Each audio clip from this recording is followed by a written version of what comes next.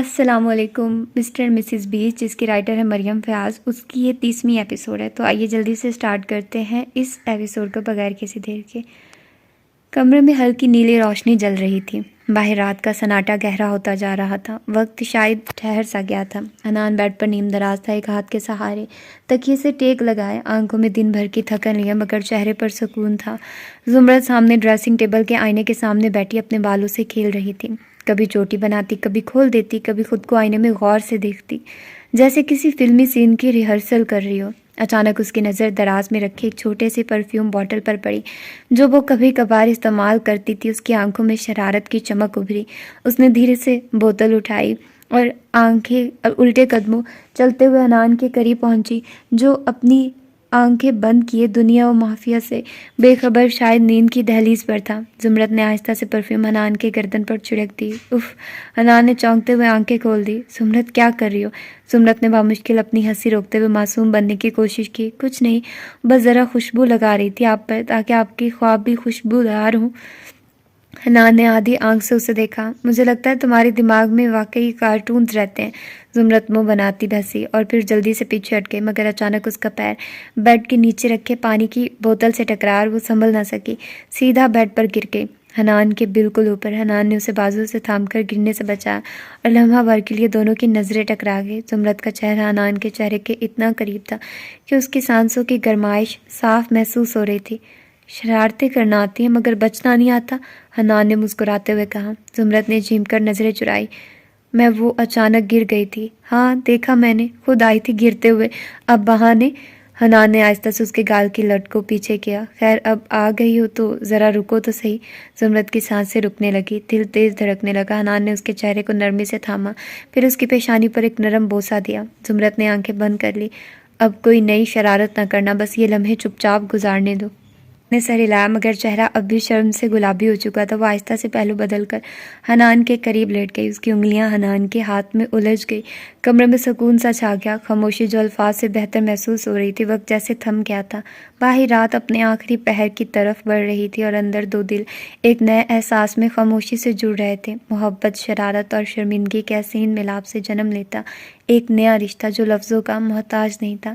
رات گہری ہو چکی تھی۔ سلطان حویلی کے باہر ہلکی ہلکی ہوا چل رہی تھی، درختوں کی شاخیں مدھم شور پیدا کر رہی تھی۔ کمرے میں ایک پرسکون خاموشی تھی، بس کھڑکی سے آتی ہوا پردوں کو ہولے ہولے ہلا رہی تھی۔ حاتم دانین کی گود میں سر رکھ کے لیٹا تھا اور دانین آہستہ آہستہ اس کے بالوں میں انگلیاں پھیر رہی تھی۔ ایک عجیب سی خاموشی تھی جو دونوں کے درمیان ایک خوبصورت تعلق کی مانند تھی۔ وقت جیسے تھم سا گیا ہو۔ تمہیں پتہ ہے، حاتم نے دھیرے سے کہا۔ کیا؟ دانین نے نرمی سے پوچھا۔ تمہاری انگلیاں میرے بالوں میں چلتی ہیں نا تو کچھ لمحوں کے لیے لگتا ہے جیسے دنیا کی ساری تکلیفیں تھم گئی ہوں، جیسے سب کچھ ٹھیک ہو جائے گا۔ دانین مسکرائی۔ سب کچھ واقعی ٹھیک ہو جائے گا حاتم؟ حاتم نے آنکھیں بند رکھتے ہوئے پوچھا۔ کیا تمہیں کبھی لگا کہ تم نے غلط فیصلہ کیا میرے ساتھ آ کر؟ دانین کی انگلیاں رک گئی۔ یہ سوال پھر سے؟ حاتم نے ہلکا سا تلخ ہنکارا بھرا۔ کبھی کبھی لگتا ہے تم اپنی زندگی سے بھرپور ہو، تمہاری آنکھوں میں خواب ہے، مستقبل ہے، اور میں بس ایک ایسا شخص ہوں جسے وقت نے مہلت کم دی ہے۔ دانیہ نے تھوڑا جھک کر اس کے ماتھے پر بوسہ دیا۔ حاتم، زندگی مہلت سے نہیں محبت سے چلتی ہے، اور تم نے مجھے وہ محبت دی ہے جو شاید پوری عمر بھی کوئی نہ دے پائے۔ حاتم نے آنکھیں کھول کر اسے دیکھا۔ اگر میں چلا گیا تو؟ تم نہیں جا رہے، دانیہ نے مضبوط لہجے میں کہا۔ میں تمہیں جانے نہیں دوں گی، تمہارے لیے لڑوں گی، رب سے، تقدیر سے، ہر آزمائش سے۔ حاتم کی آنکھیں نم ہو گئی۔ تم بہت بہادر ہو۔ نہیں، دانین مسکرائی۔ میں صرف تم سے محبت کرتی ہوں بس۔ حاتم نے آہستہ سے اپنا ہاتھ اس کے چہرے پر رکھا۔ کبھی کبھی دل کرتا ہے وقت کو روک لوں، جیسے ابھی بس ہم دونوں یوں ہی۔ تو روک لو نا، دانین نے شرارت سے کہا۔ حاتم اٹھ کر بیٹھ گیا اور اس کے چہرے کو اپنے ہاتھوں میں لے لیا۔ مجھے تمہاری ہنسی دنیا کی سب سے قیمتی چیز لگتی ہے، دانین نے پلکیں جھکا لی۔ اور تم میری زندگی ہو حاتم۔ حاتم نے اس کے لبوں کو چھوا، آہستہ سے، نرمی سے، جیسے وہ لمحہ ٹوٹ نہ جائے۔ دونوں ایک لمحے کے لیے وقت سے آزاد ہو گئے، پھر وہ آہستہ سے اس کے کندھے سے لگا۔ مجھے ڈر لگتا ہے دانین، جب رات سونے سے پہلے وہ آخری سوچ آتی ہے کہ اگر کل نہ ہو۔ دانین نے اسے خود میں بھینچ لیا۔ اگر کل نہ ہو تو ہم آج کو خوبصورت بنا لیتے ہیں۔ کمرے میں ہلکی مدھم روشنی تھی۔ دانین نے حاتم کا سر دوبارہ اپنی گود میں رکھا اور اس کے ماتھے کو سہلانے لگی۔ مجھے تم سے ایک وعدہ چاہیے حاتم۔ کیا؟ کہ تم ہار نہیں مانو گے، میرے لیے، اپنے لیے، تم لڑو گے جب تک ہم جیت نہ جائیں۔ حاتم نے نم آنکھوں سے اس بات میں سر ہلایا۔ اور ایک وعدہ تم مجھ سے کرو۔ کیا؟ تہانی نے سوالیہ نظروں سے دیکھا۔ کہ اگر کبھی میں کمزور پڑ جاؤں تو تم مجھے لڑنے کا حوصلہ دینا، جیسے اب دے رہی ہو۔ میں ہمیشہ تمہارے ساتھ ہوں حاتم، ہر لمحے، ہر درد میں۔ حاتم نے اس کے ہاتھوں کو چوم لیا، پھر وہ آہستہ سے اس کے سینے سے لگا، ایک گہری سانس لی۔ تم میری سب سے بڑی طاقت ہو دانین۔ کمرے میں صرف دلوں کی دھڑکنیں باقی رہ گئی اور امید کی ایک ہلکی روشن کرن جو دونوں کے وجود میں سرایت کر گئی تھی۔ پورے گھر میں خاموشی کا راج تھا، صرف پران کے کمرے میں مدھم روشنی میں لیپ ٹاپ کی اسکرین جگمگا رہی تھی۔ وہ گہرے نیلے رنگ کے ڈھیلے سے نائٹ شرٹ میں بیڈ پر بیٹھا، ٹانگیں موڑے، لیپ ٹاپ گود میں رکھے کام میں پوری طرح مگن تھا۔ اس کی آنکھوں میں توجہ کی ایک مخصوص چمک تھی، پیشانی پر معمولی بل جیسے کسی پیچیدہ حساب یا منصوبے میں الجھا ہو۔ اس کے بال قدرے بکھرے تھے، مگر وہ انہی میں مصروف انگلیوں سے کبھی کچھ لکھتا تو کبھی چپ چاپ اسکرین کو تکتا، جیسے اپنے ہی ذہن سے مقابلہ کر رہا ہو۔ دوسری طرف مریم اپنے کمرے میں نیند میں ڈوبی ہوئی تھی۔ نیند کی گہرائی میں ہونے کے باوجود مریم کی پیشانی پر شکنیں ابھری ہوئی تھی۔ وہ کروٹ لیے ہوئے کسی خواب میں مبتلا تھی۔ نہیں، یہ خواب نہیں، ایک ڈراؤنی یاد تھی جو بار بار اسے گھسیٹ کر ماضی میں لے جا رہی تھی۔ نہیں، چھوڑ دو میری آپی کو، مت مارو، وہ ہذیانی انداز میں بڑبڑا رہی تھی۔ اس کے چہرے پر خوف اور بے بسی پھیلی ہوئی تھی، ماتھے پر پسینے کے قطرے چمک رہے تھے، سانس بے ترتیب ہو رہی تھی، اور اچانک وہ ایک جھٹکے سے آنکھیں کھول کر اٹھ بیٹھی، سانس اکھڑی ہوئی، آنکھوں میں وحشت، ہاتھ سینے پر۔ نہیں، وہ گھبراہٹ میں بیڈ سے اترنے لگی، مگر زمین پر پیر رکھتے ہی لڑکھڑا گئی اور زمین پر گر گئی۔ اس کے منہ سے بے آواز سسکیاں نکل رہی تھی، سانس جیسے رکتی جا رہی تھی۔ بران جو کمرے میں بیٹھا لیپ ٹاپ پر جھکا تھا، اس نے سائڈ ٹیبل پر ہاتھ مارا، شاید پانی لینا چاہا، مگر میز خالی تھی۔ اس نے لیپ ٹاپ آہستہ سے سائڈ پر رکھا، چپل پہنی اور کمرے سے باہر نکلا۔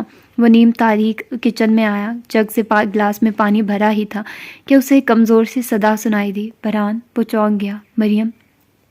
ماتھے پر بل پڑے، وہ فوراً مڑا اور تیزی سے مریم کے کمرے کی طرف لپکا۔ دروازہ کھولتے جو منظر سامنے تھا وہ اس کے دل کو دہلا گیا۔ مریم زمین پر گری ہوئی، دونوں ہاتھ سینے پر رکھے بامشکل سانس لے رہی تھی، چہرہ سفید، آنکھیں خوف سے پھیلی ہوئی تھی۔ مریم! بران جھک کر فوراً اسے سنبھالتے ہوئے بولا۔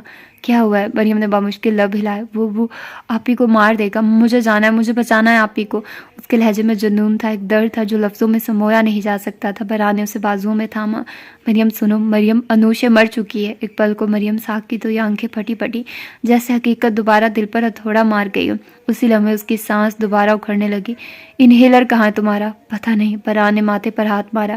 اچھا میری طرف دیکھو مریم، میری جان، میرا سکون، میری آنکھوں میں دیکھو۔ مریم نے سکتی آنکھوں سے اس کی طرف دیکھا۔ بران نے دونوں ہاتھوں سے اس کا چہرہ تھاما۔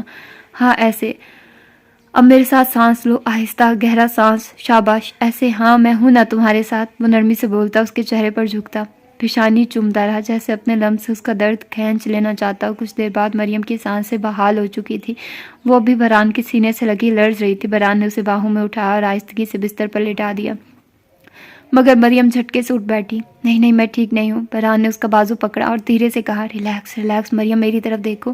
اس کا چہرہ اپنے ہاتھوں کے پیالوں میں لیتے ہوئے وہ پیار سے بولا، دیکھو سب بھول جاؤ گا، سب ماضی کا حصہ، حال میں جیو، میں ہوں تمہارا حال، تمہارا سکون، تمہاری پناہ۔ مریم کی آنکھوں سے آنسو بہنے لگے۔ بران میں ٹوٹ رہی ہوں۔ نہیں میری جان، میں تمہیں ٹوٹنے نہیں دوں گا، لیکن مجھے صبر نہیں آتا بران۔ میں روز اللہ سے دعا کرتی ہوں کہ مجھے صبر آ جائے، مگر نہیں آتا، دل پھٹتا ہے، درد ہوتا ہے، من کرتا ہے دل کو نکال کر پھینک دوں۔ تم دعا کرو کہ مجھے صبر آ جائے، اللہ شاید تمہاری سن لے، وہ میری کیوں نہیں سنتا؟ وہ کانپ رہی تھی، ہچکیاں لے رہی تھی۔ بران نے اس کا چہرہ تھام کر اپنی آنکھوں کے سامنے کیا۔ مریم میری مٹھو، میری مدھو مکھی، تم مضبوط ہو، مجھے وہ پرانی مریم چاہیے جو ہر طوفان سے لڑتی تھی۔ دیکھو میں ہوں نا تمہارے ساتھ، بس کرو، دیکھو کیا حل کر لیا تم نے اپنا، مت تڑپاؤ مجھے۔ وہ اسے گہرائی سے دیکھتا رہا، پھر آہستہ سے اپنا چہرہ اس کی گردن میں چھپا لیا۔ بس اب کچھ مت کہو، سو جاؤ، میں تمہارے پاس ہوں۔ اس کے بعد بران نے اس کے ماتھے پر بوسہ دیا، آہستگی سے اسے بستر پر لٹایا، اس کے بالوں میں انگلیاں چلائی اور ساکت نگاہوں سے اس کا چہرہ دیکھتا رہا، جیسے ہر نقش اور کرب اپنے اندر اتار رہا ہو۔ کچھ ہی دیر میں مریم کی آنکھیں بند ہو گئی اور نیند نے اسے اپنی آغوش میں لے لیا۔ بران نے لمبی سانس لی اور وہیں اس کے قریب بیٹھا، اس کے بالوں میں انگلیاں پھیرتے پھیرتے خود بھی نیند کی وادی میں اتر گیا۔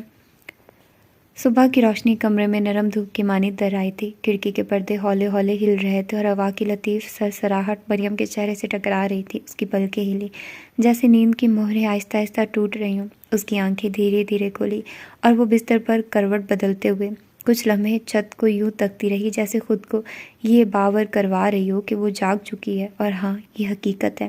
چند لمحوں بعد وہ دھیرے سے اٹھ بیٹھی، اس کے بال جو رات کھلے تھے اب بھی شانوں پر بکھرے ہوئے تھے، گہرے سیاہ اور ریشمی، جیسے شب کی خاموشی میں گرے کوئی سیاہ آبشار۔ وہ نیچے اتری اور ایک ہاتھ سے اپنے بالوں کو سمیٹتے ہوئے نرمی سے جوڑا بنانے لگی۔ انگلیاں مہارت سے کام کر رہی تھی، لیکن چہرے پر سنجیدگی بدستور چھائی تھی۔ عین اسی لمحے کمرے کے باہر برہان ہاتھ میں چائے کا مگ لیے مریم کو اٹھانے کی نیت سے دروازے پر دستک دینے ہی والا تھا، مگر نظروں کے سامنے کا منظر جیسے وقت کو روک گیا۔ دروازہ تھوڑا سا کھلا تھا اور اس دراڑ سے وہ مریم کو دیکھ رہا تھا، بکھرے بالوں کو سمیٹتی بے خبری میں نرمی سے خود کو سنوارتے ہوئے۔ برہان کی سانس ایک پل کو رکی، آنکھوں میں ایک خاموش سا جذبہ اتر آیا۔ برہان سے کوئی پوچھتا کہ دنیا کا سب سے حسین منظر دیکھا ہے تو وہ ایک بغیر سوچے اس منظر کو بیان کر دیتا۔ کیا واقعی؟ ہاں بالکل۔ اگلے ہی لمحے اس نے خود پر قابو پایا، مسکراتے ہوئے ہولے سے دروازے پر دستک دی۔ مریم نے چونک کر اس کی طرف دیکھا، نگاہیں اس کے چہرے پر رکی، مگر چہرے پر کوئی تاثر نہ آیا، بس ایک خاموش سا اعتراف کہ وہ جاگ چکی ہے۔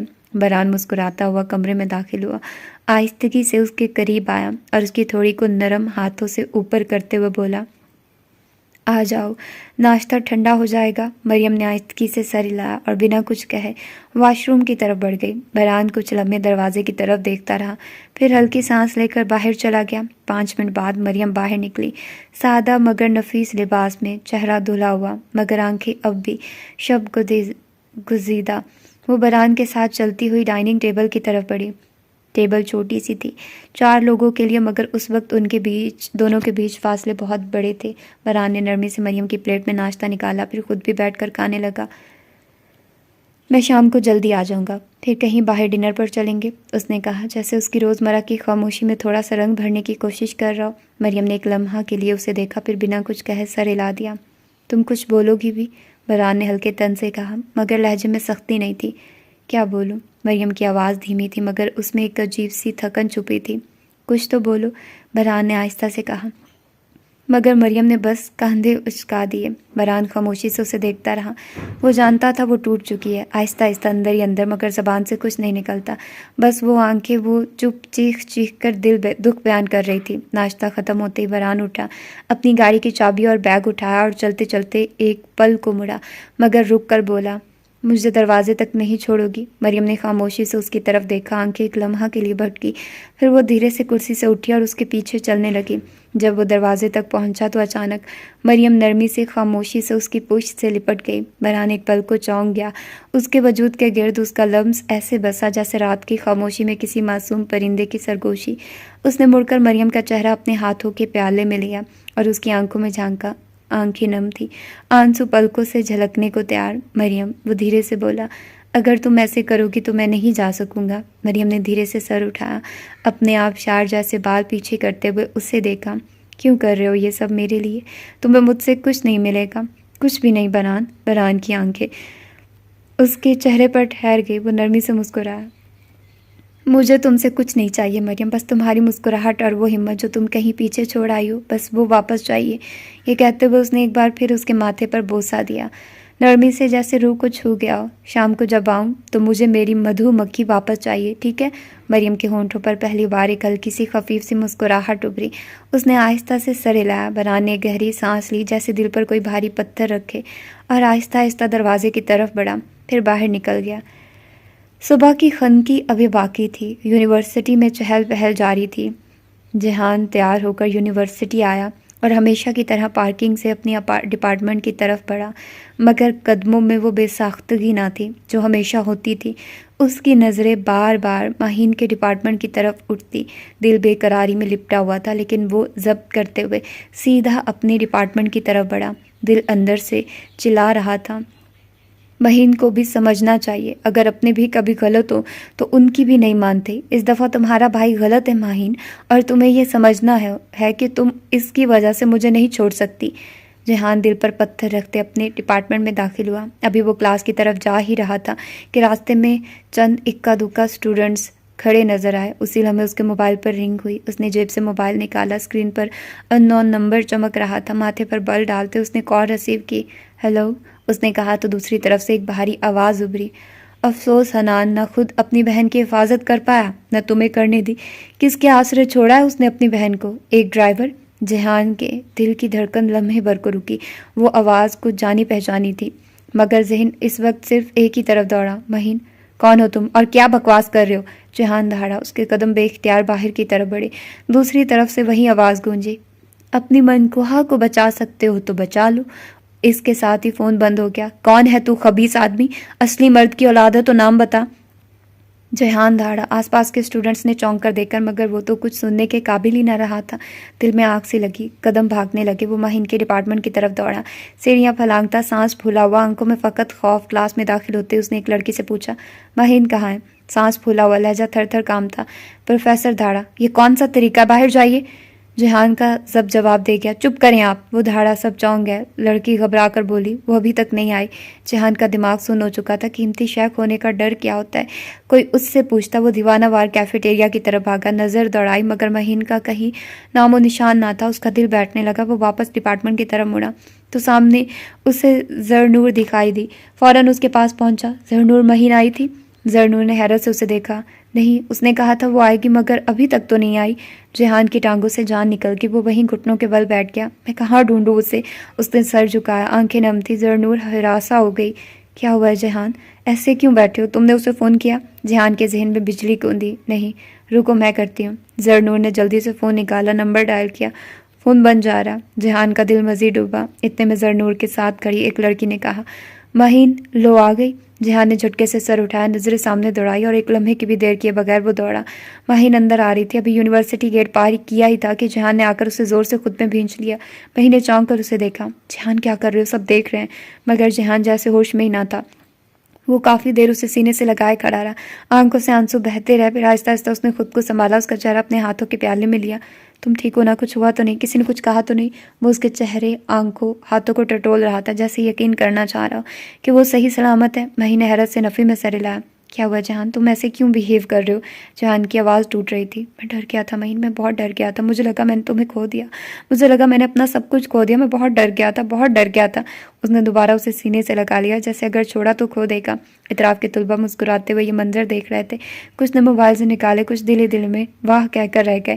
مہین نے نرم ہاتھ سے اس کی پشت تھپتھپائی۔ چلو بیٹھ کر بات کرتے ہیں۔ کیفیٹیریا کے ایک نسبتاً سنسان گوشے میں، جہاں کھڑکی سے دھوپ کی ایک نرم لکیر فرش پر بچھی ہوئی تھی، وہ دونوں آمنے سامنے بیٹھے تھے۔ جہان کا چہرہ سنجیدہ تھا، جیسے اندر کوئی طوفان تھم نہیں رہا ہو۔ مہین ابھی تک صدمے میں تھی، وہ اسے دیکھے جا رہی تھی۔ جہان، اس نے دھیرے سے کہنا شروع کیا، مگر وہ کچھ بھی نہ بولا۔ اس کی نظریں میز پر رکھی چائے کے کپ پر جمی ہوئی تھی، جیسے کپ میں ابلتی چائے میں اس کے دل کا غبار جھلک رہا ہو۔ کچھ دیر خاموشی چھائی رہی، پھر اچانک جہان نے اپنا ہاتھ میز پر رکھا، مہین کی جانب تھوڑا سا جھک کر بولا، بس بہت ہو گیا۔ مہین نے آنکھیں پھیلائی، کیا؟ اب میں اور کچھ برداشت نہیں کر سکتا، نہ تمہاری آنکھوں کا اداس ہونا، نہ تمہارا بھائی، نہ اس کے سخت لہجے۔ جہان کی آواز میں ایک عجیب سکون تھا، مگر اس سکون کے نیچے آگ جل رہی تھی۔ آج سے، اس نے رک کر گہری سانس لی، آج سے تمہیں میں پک اینڈ ڈراپ کروں گا، یونیورسٹی آنا جانا، رکنا چلنا، جہاں بھی جانا ہو سب میرے ساتھ ہوگا، کوئی ضرورت نہیں ہے نان کی اجازت کی۔ مہین کا دل دھڑکا۔ جہان نے اب ایسے فیصلے جذبات میں آ کر مت کیا کرو، وہ میرا بھائی ہے اور تم میری بیوی۔ جہان نے پہلی بار نظریں اٹھا کر اسے دیکھا۔ کیا فرق پڑتا ہے اسے؟ نکاح کے باوجود تمہارا ہر قدم گناہ کے ترازو میں تولا جاتا ہے، اور میں خاموشی سے دیکھتا رہوں؟ نہیں مہین، اب نہیں۔ مہین نے کچھ کہنا چاہا، لیکن وہ بس ڈرتے ہیں، وہ چاہتے ہیں میں محفوظ رہوں۔ جہان کی ہنسی تلخی سے لبریز تھی۔ تو ٹھیک ہے، میں ہی تمہاری حفاظت کروں گا، دیکھ لوں گا تمہارے بھائی کو بھی۔ مہین کی آنکھوں میں نمی تیر گئی۔ لیکن تم ان سے الجھنے مت جانا پلیز، میں نہیں چاہتی کسی بھی رشتے میں تلخی ہو۔ جہان نے نظریں پھیر لی، کچھ دیر خاموش بیٹھا رہا، پھر اس نے آہستہ سے کہا، کبھی کبھی آدمی تھک جاتا ہے سمجھاتے سمجھاتے، تمہیں ہر بار چھپانا، روکنا، چھوٹے جھوٹ بولنا۔ اس لیے نہیں تھا کہ تم کمزور ہو، بلکہ اس لیے کہ یہ رشتہ مضبوط ہے، اور مضبوط رشتے چھپتے نہیں، لڑتے ہیں، کھڑے ہوتے ہیں۔ مہین کی آنکھوں سے آنسو ٹپکنے کو تھے، وہ کچھ بول نہیں پائی، بس ایک ہاتھ آگے بڑھا کر اس کا ہاتھ تھام لیا۔ جہان نے پہلی بار مسکرانے کی کوشش کی، مگر وہ ہنسی ادھوری رہ گئی۔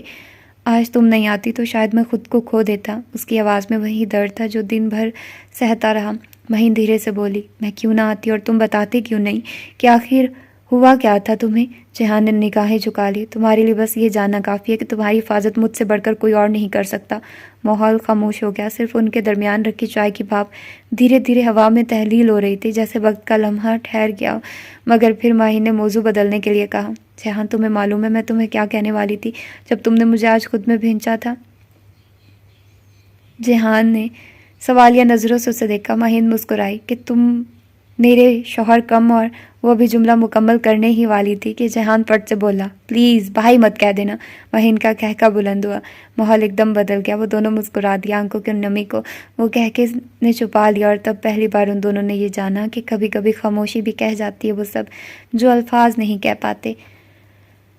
آفس کی کھڑکیوں سے چن کر آتی سورج کی نرم روشنی کمرے میں بکھری ہوئی تھی، مگر بران کی آنکھوں میں چھائے اندھیرے اس روشنی سے جدا تھے۔ وہ گہری خاموشی کے عالم میں اپنی چیئر کی پشت سے ٹیک لگائے بیٹھا تھا، مگر اس کی نگاہوں کے پردے پر مریم کا بجھا ہوا چہرہ، اس کی سہمی ہوئی آنکھیں اور کانپتی ہوئی آواز بار بار ابھر رہی تھی، وہ مر جائے گی بران، مجھے جانے دو، آپ ہی کو بچانا ہے۔ یہ الفاظ جیسے اس کے دماغ میں کیل بن کر گڑے تھے۔ کتنی ہی بار اس نے اسے اذیت دی تھی، لفظوں سے، لہجے سے، اور اب وہی چہرہ، وہی وجود اس کی سب سے بڑی کمزوری بن گیا تھا۔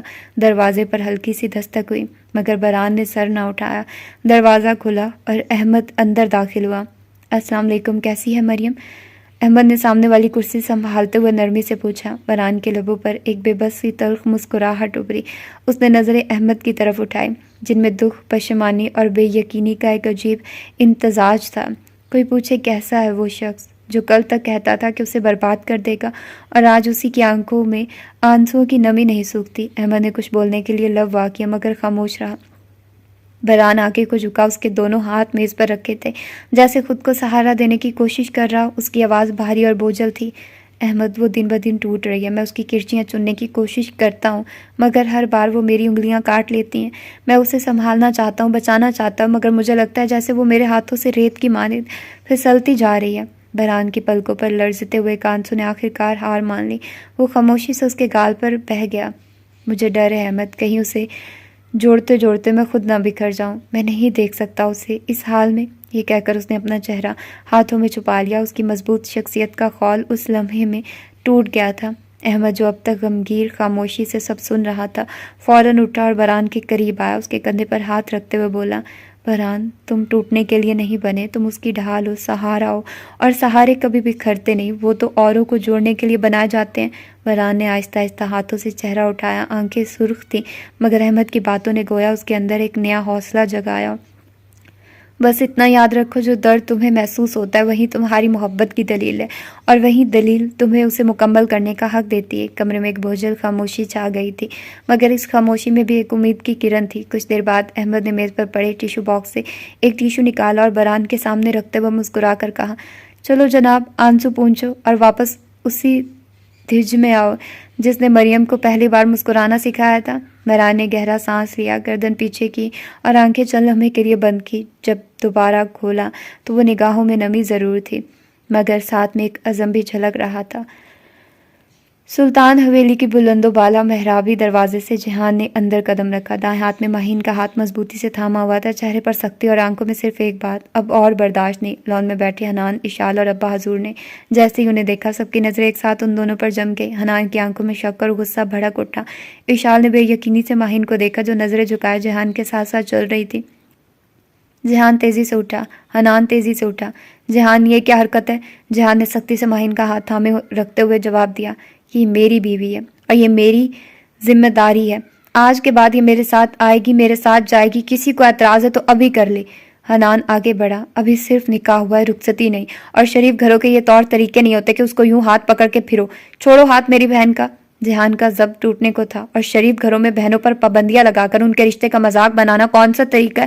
اگر تم سے اپنی بہن کی حفاظت نہیں ہو رہی تو تمہیں کیا حق کہ مجھ پر انگلی اٹھاؤ؟ حنان کا چہرہ لال ہو گیا۔ خبردار، تم میرے خاندانی اصولوں پر سوال اٹھا رہے ہو۔ جہان اس کے بالکل قریب آیا، نگاہوں میں آگ تھی۔